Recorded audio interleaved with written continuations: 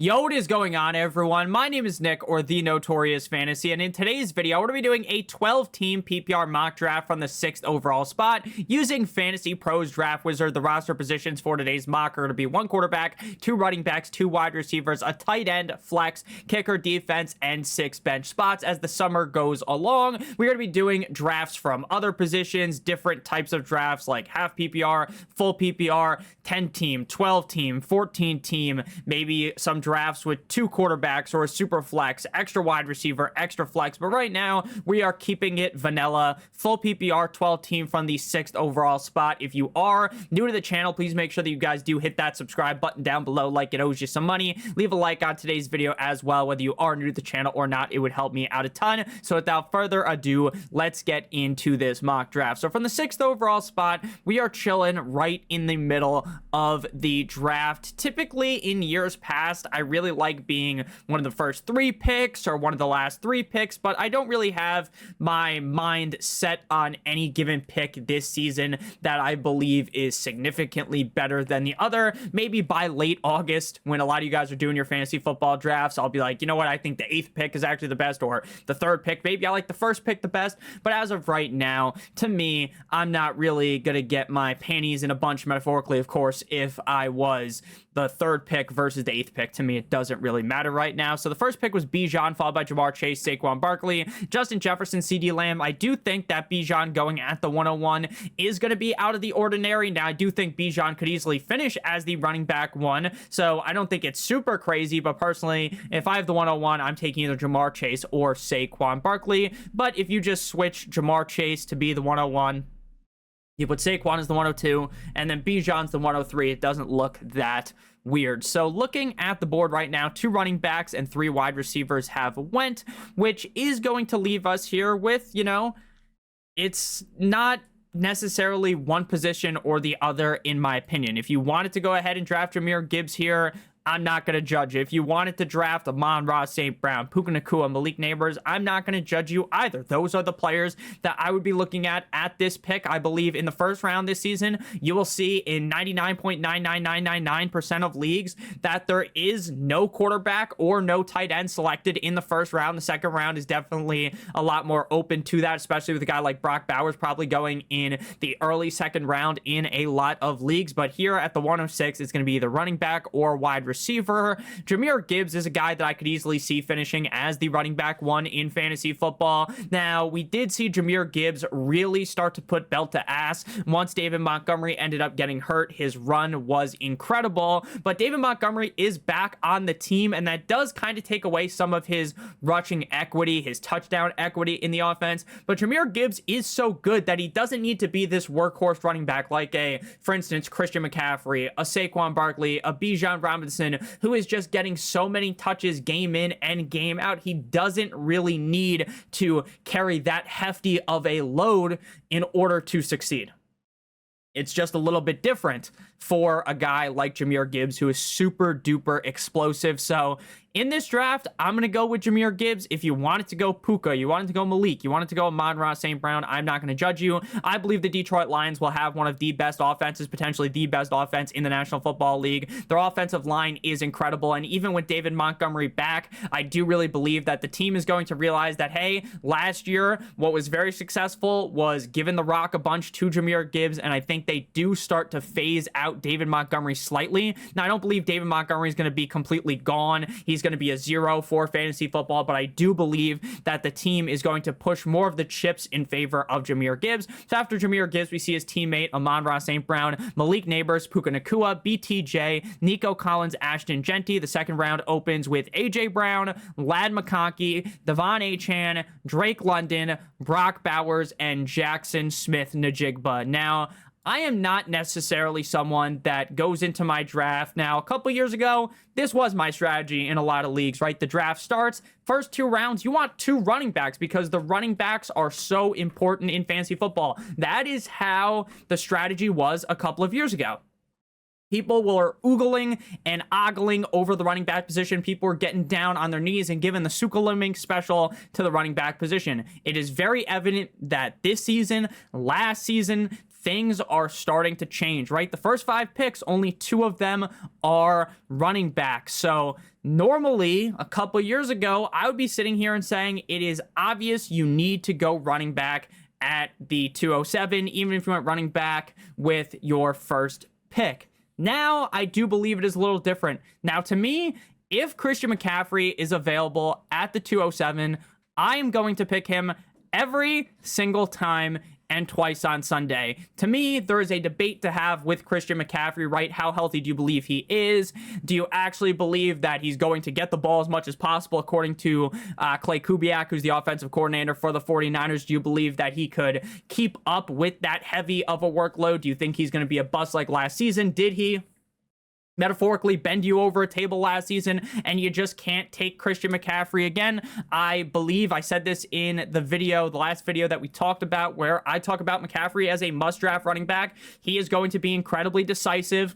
I can almost guarantee you by late August, when there's a lot more people watching, if I talk about McCaffrey, half the comment section will tell you that if you draft Christian McCaffrey, you're an absolute buffoon, and the other half that say if you're not drafting Christian McCaffrey, you are an idiot. Christian McCaffrey is the easiest pick. Now, right now, in the second round, if McCaffrey falls here, I'm taking him every single time. In the first round, there's more risk than in the second round. I believe that in the second round, McCaffrey is a absolute layup of a pick. Now, could that layup be blocked by James, right? That is entirely possible, but the upside greatly outweighs the risk, right? I'm comfortable taking McCaffrey at the end of the first round. So if he falls to me in the second round, I'm taking him every single time. Now, by late August, I think this could change. But again, there are going to be a lot of people that are scared shitless to draft Christian McCaffrey. So to me, at the 19th overall pick, I'm taking him every single time.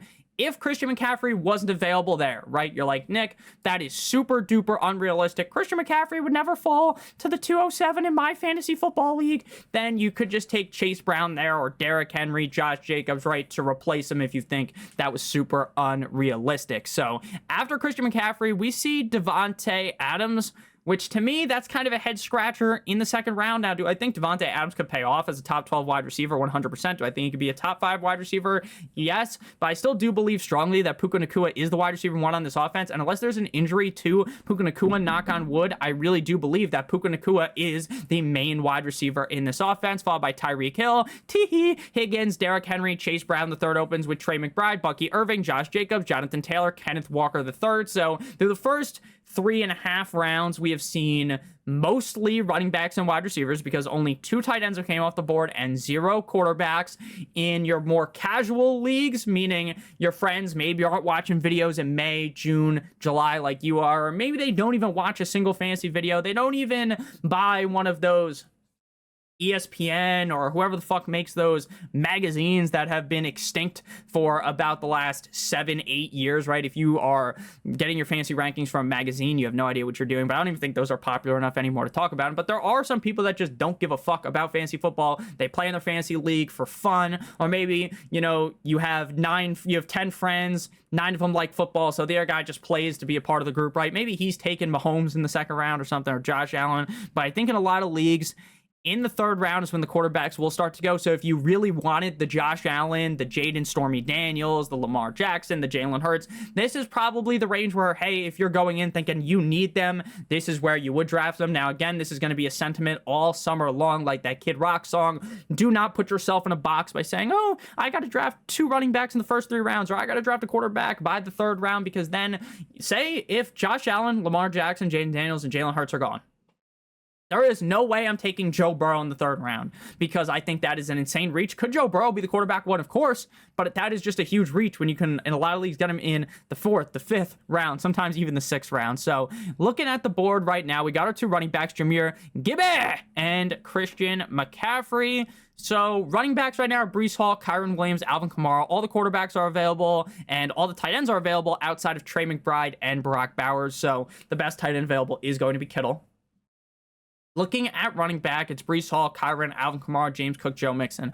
Now, could you realistically go Gibbs, McCaffrey, and then one of these running backs and win your league? Of course you could, right? Because if Gibbs is, for instance, the RB3 or the RB2, right? He's a top 3 running back. McCaffrey's a top 5 running back, and then you draft Breece, Kyren, Kamara, and they're like a top 8 running back. If you have that tandem every single week, then of course you can win your league having that. But then your wide receiver position starts to get more and more risky, right? You don't get the Terry, the Mike Evans, the Garrett Wilson. You don't get the Rashee Rice. You start to fall into the range where maybe Cortland Sutton's your wide receiver 1, or Devontae Smith potentially if there is a wide receiver run after this pick, which again isn't the most likely because there are a lot of teams that went double wide receiver. They at least have one wide receiver. There's not a lot of running backs being picked, so it is more likely that a bunch of running backs go. But this is a league where you could be starting 3 wide receivers at all times, right? 2 wide receivers and you in your wide receiver spot, and then 1 in your flex. So if you don't take a wide receiver here, there is a chance that you get absolutely reamed and your wide receiver 1 is a guy that you don't really trust. And again, you can definitely, like if Breece Hall ends up going fucking nuclear, he ends up putting his nuts to butt, he ends up having a huge season, then yeah, that's going to be a great pick. But do I feel the most confident about Breece Hall? No. I mean, I do believe the volume is going to be there. I think the offense will be fine, but Breece Hall was kind of wishy-washy last year. Kyren, like, this is a guy that lives in the end zone. He has a palatial estate in the end zone. But what if the touchdowns kind of retract? Right? Alvin Kamara, he's an unk. I like Alvin Kamara. I was big on Alvin Kamara last year. Told y'all to smash him. Pause. It ended up working, right? But he's age 29. He's getting old. He's an unk. So I'm going to go wide receiver. If you wanted to go Terry, if I knew for sure Rashee Rice wasn't going to get suspended and he was going to be good to go for week 100%, right? He's going without limitation, so that does make me feel confident, right? He did tear the LCL and the PCL. I'm not a doctor. I'm as much of a doctor as Jody Sins, but obviously that's not great, but it was earlier on in the season. This guy was on fire. He was looking like he was going to be the wide receiver 1. So if Rashee Rice, or at least a top 5 receiver, if nothing happens with him, I think he could easily be a 3rd round pick. Right now, though, we are going to go with Garrett Wilson. Drafting guys on the Jets has never felt good, right? You kind of have that gut feeling in your chest that this just isn't going to work out. I know Justin Fields isn't the best quarterback ever, but I believe heavily in the talent of Garrett Wilson. And without Devontae Adams, there is just going to be a whole lot of targets getting force-fed the way of Garrett Wilson. So even if the quarterback play isn't the best out of Justin Fields, no one says, oh, Justin Fields is this great prototypical fucking stand-in-the-pocket dominating quarterback, right? I still think Garrett Wilson will be good on sheer volume alone. After GW, shout out to George Washington, we got Wiki, DJ Moore, Mike Evans, Josh Allen, Lamar Jackson, Kyren Williams, Terry McLaurin, Jaden, Stormy Daniels, Breece Hall, George Kittle Timbers, TJ Hawkinson, James Let Him Cook, and Sam Laporta. So here is now the range where all the tight ends to me start to feel very, very, very similar. Right after Kittle's gone, you get into the it's like Hawkinson, Laporta, Janu, Ingram, Kelsey, Njoku, Andrews. Right now, do I have favorites out of that grouping? Of course I do, right? But it starts to feel similar. Like, why would I sit here and bang the drum for Jonnu Smith when Jonnu Smith might not even be a Dolphin? Right now, this might sound crazy. I'm recording this video on Friday. It's coming out on Saturday. So maybe, a trade already happened. I highly doubt it. But Jonnu Smith drawing interest from the Steelers. The Dolphins apparently don't want to pay him because, the Dolphins are just fucking stupid, right? I'm a Dolphins fan. They kind of just have no idea what they're doing. They aren't all the way out, meaning they haven't shipped off Tyreek. They haven't done what they need to do to tank. But they're also not all the way in. So pick one, right? Either go all out or all in. It just really frustrates me. But again, Ingram, Kelsey, I don't think any of these guys should be drafted in the 4th round. So we're going to go ahead and go Rashee Rice here. Again, there's definitely question marks, but it is May. By August, we'll have a lot better idea on this. But Rashee Rice legitimately looked like one of the best receivers in fantasy. He looked like one of the best receivers in the NFL until Patrick Mahomes decided to stick his knee last season. So after Rashee, we got Chuba, Jalen Hurts, Chris Olave, Joe Burrow, Joe Shiesty, Joe Mixon, Zay Flowers, Alvin Kamara, Cortland Sutton, George Pickens, and RJ Harvey. If you guys have enjoyed thus far and you are new, again, make sure you guys hit that subscribe button, John Jones style, and leave a like on today's video, whether you are new to the channel or not. It helps me out a ton. Now, we got 2 running backs, 2 wide receivers. The running backs here are starting to feel good. I do like the wide receivers. The quarterback position here, to me, there is a bit of a fall off, but I do like Brock Purdy, and I wouldn't be opposed to taking a Justin Fields late and stacking him with Garrett Wilson, even though you don't necessarily need to stack, and then just going with another quarterback as well, like a Dickie Dak Prescott.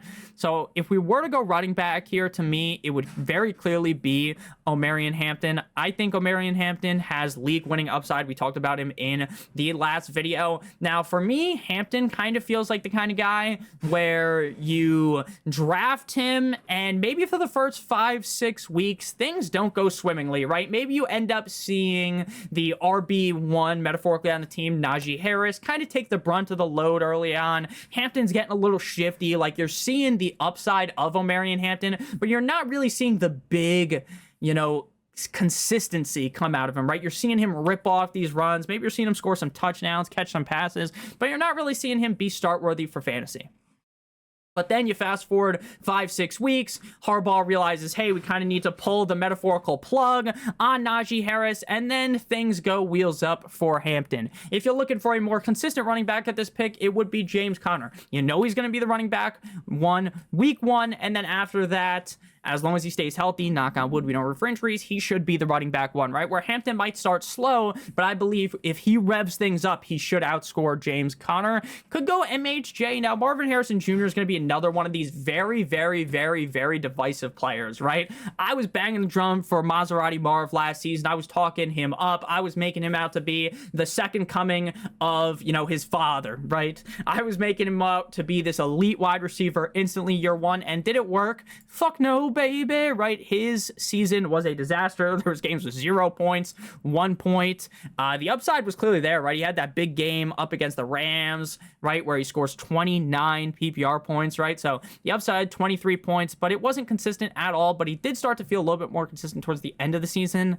For me, I don't think Hampton falls back to me. And while normally I would just start going hammer time on the wide receiver position right here, I do want to get Hampton because I just kind of want to see how my draft plays out with going 3 running backs in the first 5 rounds, because that's not normally the strategy, and that's what you guys want to do in your mock drafts, right? You don't want to just do the same thing every time. Oh, I'm going to draft a fucking running back in the first round every single time, right? Because if it gets to you in your real draft and that running back isn't there, you're going to start to panic, right? And you can see kind of how teams end up feeling. So I want to go with Omarion Hampton here again, because I really do believe that with the amount of touches he could get on the Chargers offense, like we saw J.K. Dobbins, the shell of J.K. Dobbins, end up going beast mode Marshawn Lynch last season in a lot of games. So I think we could see something very similar out of Hampton, if not something better. After Hampton, we see his rookie buddy Quinshawn Judkins come off the board, DK Metcalf, James Conner, Travis Hunter, Brandon Ayuk, Tet McMillan, Isaiah Pacheco, Justin Herbert, the pervert, MHJ, Devontae Smith, David Montgomery, and Baker Mayfield. Mahomes is also kind of going to be more of a decisive player this year. Divisive because he really wasn't good last year for fantasy. Like, if you played him, you were never really disappointed with him, but he didn't really bring that Mahomes pizzazz that you're used to, right? So it is kind of interesting to see how he finishes this season. I definitely like Bo Nix more than Patrick Mahomes. So looking here, Chris Godwin, to me, feels like a smash pick if he's good to go for week 1. He suffered that injury, and to me, like, Todd Bowles really hasn't said anything about Chris Godwin that makes you feel like he's 100% going to be back, or that he's 100% going to miss some time to start off the season. He kind of doesn't really say much. If you ever listen to Todd Bowles, he kind of sounds like, you ever seen like a movie where the guy gets like abducted and he's got like a bag on his head, right? And he starts talking, and maybe they put some like fucking duct tape, duct tape is silver, but silence is golden, right? Like those fucking shirts kids used to wear in like 4th or 5th grade. I know a bunch of my friends had a shirt that looked like that. Maybe if you guys are older than me or younger than me, I'm 26, maybe that isn't the case. Like maybe kids didn't wear that, but when I was younger, that's what people would wear. But what I was saying is that's kind of how Todd Bowles talks. He's very monotone. He's like fucking boring, straight up snooze fest. I like Chris Godwin a lot. Like, again, this says it, Andrew Erickson says it. This was looking like a contract. This was looking like a phenomenal year, like his best year. Wide receiver 8, 7, 21, 33, 40, 118. I mean, I really do think the upside's there. Again, this is definitely more of a risk with Rashee Rice. Maybe you guys want to play it a little bit safer. But again, we're drafting this in May. There's a lot more unknown that can be easily ironed out in a couple of months. So I'm going to go ahead and take Chris Godwin. If Chris Godwin wasn't there, I still probably would have went wide receiver, but I probably would have went with either Jerry Jeudy, Rome Odunze. I'm not in love with Waddle this year, if I'm being honest. If they trade Janu, that's when the Waddle hype train will start. Quarterback, Kyler. I fell for the Kyler trap last year. Again, it kind of felt like if you had Mahomes, where it was just like, it was a little worse than Mahomes because there was much lower lows, but it wasn't like he completely fucked you based on where you drafted him, but you definitely didn't feel great about having him on your team. Like, you didn't get to Sunday and we're like, oh, gee, oh boy, I'm so happy that I drafted Kyler. You just we're not thinking that. So we definitely don't need running backs for a while. The smart move would be hammering wide receivers. If we wanted to go tight end, I'd be fine drafting Kelsey here. But we have Rashee Rice, so I don't necessarily know. Like, in the past, oh, you got 2 guys on the Chiefs. You're a genius, right? Wow, great move. This year, I'm not feeling as confident in that, but I do like Kelsey. But I think we can just wait at tight end. Again, I'm fine drafting Kyler. Like, I think last year was just a down year. We've seen really high finishes out of Kyler in the past. He starts off his career quarterback 7, 2, 10. The last 3 years haven't been as good, but I do really believe the upside's there for Kyler when healthy, which has been a question for him. But I think the smart move here would be to go wide receiver. A guy like Khalil Shakir, to me, kind of just feels like you're just taking the coward's way out, right? You're taking a safe floor every single week with, there's top 10 upside, but how often is he going to do that, right? You're just getting the safe points. You're getting your 12 points. A good day, you're getting your 16, 17 points, but you're just taking the safe way out. And as you get deeper and deeper into your fantasy football drafts, you don't want to be safe. You don't want to be wrapping the condom around your team. You want to be taking these big risks, not necessarily huge risks, but these risks, these leap of faiths that are upside picks that can win you your league. And at this point, in the 7th or the 8th round, do I think Khalil Shakir is winning me my league? No, I really don't. Could Xavier Worthy, if he ends up as the number 1 receiver? Yes. Jameson Williams, what if Amon-Ra St. Brown goes down? Knock on wood. Or what if Jameson Williams just becomes a lot more consistent, right? We saw him rip off some solid games at the end of the season. That's the kind of guy that can win your league. If Cam Ward is the Cam Ward that we think he could be. It's all about the U, right? If Cam Ward locks in with Calvin Ridley because they don't really have that much talent at the wide receiver position, that's a guy that can win you your league. Jacoby Myers. Look, do I love the situation in Viva Las Vegas? No, I don't. But Jacoby Myers has a great path to being the wide receiver 1 there. Juwan Jennings could easily be the wide receiver 1 in San Francisco. Now, Stephon Diggs was off the Tuesday, the pink cocaine, allegedly, on a boat with Cardi B shaking ass. But that's a guy who could be the wide receiver 1 on his team with upside, with Drake May. To me, Khalil Shakir is kind of the odd man out, right? He's chilling in the cuck chair. We're going to go J-Mo here. We did have me and someone in the comment section were talking about Jameson Williams. They were saying that I disrespected him by my ranking of Jameson Williams. I don't think so. But I'm going to go J-Mo here. I want J-Mo to really get that consistency. I just don't think we're really ever going to get that out of him. But the upside is definitely there. Now we're at a point where it's the 8th round. How many teams have a quarterback? So the reason why we look at the draft board so often is not just so I can read the picks off to you, right? Oh, Jalen Warren, Caleb Johnson, Tony Pollard, Travion Henderson, Xavier Worthy, Calvin Ridley, Khalil Shakir, Juwan Jennings, DeAndre Swift, Javonte Williams, Najee Harris, Travis Etienne. It's also because you want to be looking at the teams around you. See, hey, who's got a quarterback? Who's got a tight end, right? If we flip here to view by roster, right? The teams to our right. So before we get to picking again, 1, 2, 3, 4, 5 out of 6 teams have a quarterback. So if we don't take Kyler, I think Kyler might go. He might not go.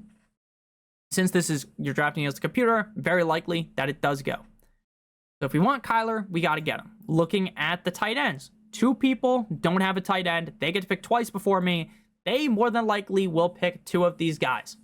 So if you really like one of these guys more than the other, you might want to draft, say, Kelsey here or Njoku here. At this point in the 8th round, this is where I would be fine drafting 2 guys on the Chiefs, and I would just take Travis Kelce. I think a lot of people are kind of going to be done with him, but he had a fine season, right? It just wasn't what you wanted to be because you drafted him in the 1st round. If you said, Nick, I drafted Travis Kelce last year in the 7th round, and he finished as the tight end 5, you would be happy, right? If you saw, hey, holy shit, he had 133 targets, but he only scored 3 touchdowns, right? That's bound to bounce back, right? In my opinion, that's just how I think of things. So I am going to go Kelsey here. 71% chance he'd be back the next pick. I think even though Kelsey did steamroll a lot of people, even though Kelsey elbow dropped a lot of people last year, I do think that it is not the, I think the name value is still there. And I don't know why the fuck we looked at the teams to our right, because the draft is going to our left. I know there's going to be people that comment, Nick, pay better attention, you fucking dumbass. Yeah, I should have been paying better attention. But the team's over here, so we will just use what we were talking about before. So one team over here didn't have a quarterback.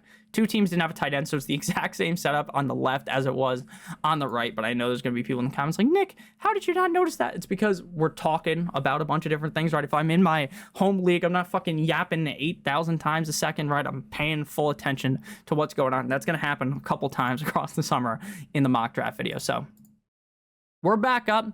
We see Ricky Pearsall, who we get, I wish we could get the report on him. Something came out that I don't think he's going to be ready relatively soon. So that's not the best for Pearsall's projection right now. So after Pearsall, Debo and his teammate, I got shot, but I'm still breathing. B-Rob, Jacoby Myers, both guys. Oh, no, never mind. It would have been funny if it was B-Rob and Ricky back-to-back, right? The 2 guys that got shot at 50 Cent. Jacoby Myers, Michael Pittman, Jaden Riley Reed, Cooper Kupp, Joshua Downs, Stephon Diggs, and Cam, I'm a scat man, but pretty boy, Scoutabo. Cam Skibbity Toilet. That's fucking cringe, okay. We're back up here, and now it's just, you just have to take Kyler. Like, you're just foolish if you don't at this point. You're just a fool if you don't, right? That's kind of just as easy as it gets. Don't have to think twice about it. You take Kyler because, hey, if he ends up fucking me up the hoo-ha in the 9th round, it's just really not that bad. We can just pick someone else up. So after Kyler, Zach Charbonnet, Tajay Spears, then we see Ramondre Stevenson, Tank Bigsby, Christian Kirk, Rico Dowdle, Hollywood Brown, Jordan, the numbers Mason, what do they mean? Jalen McMillan, Rashad with 2 A's, White, Keenan Allen, and Austin Eckler. So as of right now, we have 1, 2, 3 running backs. We have 1, 2, 3, 4 wide receivers. I think this is kind of the smart build at this point because we did heavily invest in Gibbs, McCaffrey, and Hampton. So I don't necessarily think that the next click has to be a running back. Could go wide receiver. I really like Darnell Mooney this year. Now, I know he doesn't really have the upside to be the number 1 on his team, right?